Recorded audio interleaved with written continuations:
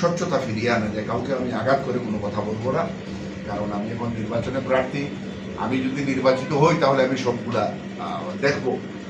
আর বিশেষ করে আমি আমার পূর্বে, এখন তো নির্বাচিত কোনো প্রতিনিধি নেই সিটি কর্পোরেশন,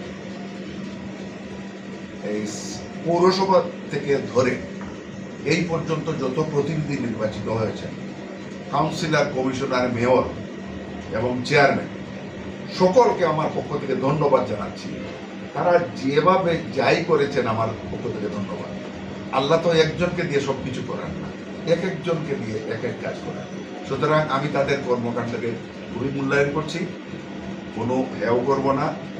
পরিকল্পিত অপরিকল্পিত কোনো কিছুই আমি বলতে রাজি নই।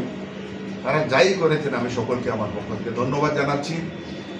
আমি যদি পাই আল্লাহর রহমতে, আমি তাদের থেকে বেটার কিছু দেওয়ার জন্য অঙ্গীকার করতেছি আপনাদের সামনে। আচ্ছা, সর্বশেষ আপনার ভোটার উদ্দেশ্যে আপনি কি বলবেন? দেশ এবং প্রবাসের যারা ভোটার রয়েছে, দেশবাসীর উদ্দেশ্যে আপনি কি দিবেন? ধন্যবাদ আপনাকে এই প্রশ্নটি করার জন্য। অবশ্যই এটা গুরুত্বপূর্ণ একটি প্রশ্ন। আপনাদের সকল সাংবাদিক ভাইকে আমি ধন্যবাদ জানাচ্ছি। আসলে গণমাধ্যম হচ্ছে এমন একটি মাধ্যম, গণমাধ্যম না হলে কিন্তু আপনার প্রচার প্রসার কিছুই ঘটবে না। তাই গণমাধ্যমের কাছে সব কিছু বলতে হবে। প্রবাসী ভাই ও বোনদের প্রতি আমার যে বার্তাটা আমি দিচ্ছি, তাদের যতগুলা সমস্যা আছে এবং তারা কি করে এই দেশের নাগরিক হয়ে ভোট দিতে পারেন না, কিভাবে ভোট দিবেন, সেই সিস্টেমগুলো আমি করব। এবং তারা যে অর্থ যেগুলা ওইখানে ইনকাম করেন, তারা রুজি রোজগার করেন, স্বচ্ছভাবে যাতে দেশে তারা পাঠাতে পারে এবং তাদের পরিবার পরিজন এবং এই দেশের কাজে লাগবে, সেই স্বচ্ছতাও আমি করব। তারপরে তাদের পূর্ণ মর্যাদা প্রদান করার জন্য, প্রবাসীদের জন্য আমার যত কিছু প্রয়োজন হবে আমি সেই পদক্ষেপগুলা নেব।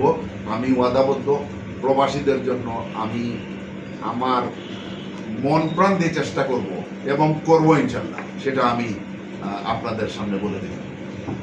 সর্বশেষ আপনার ভোটারের উদ্দেশ্যে কি বলবেন? সর্বশেষ আমি বলি, এত কিছু তো কর্মকাণ্ড অনেক কিছু আছে, তার মধ্যে একটি সমস্যা আমি রয়ে গেছে, আমি ভোটারদের কথাও বলবো। দেখেন, আজকে দিনের ভিতরে কমপক্ষে 20 বার কারেন্ট চলে গেছে। এই যে কারেন্ট যাচ্ছে আসছে, আমাদের না পারতেছি আমরা মেল ফ্যাক্টরিগুলো চালাতে, না পারতেছি ব্যবসা বাণিজ্যগুলো চালাতে, না পারছি আমরা ঘরে যে রান্না বাড়া কোনো কিছুই করা যাচ্ছে না। লেখাপড়া থেকে শুরু করে আমাদের বাচ্চা কাচ্চা ছেলে মেয়ে সবগুলা বঞ্চিত হচ্ছে। আমার একটা ইচ্ছা,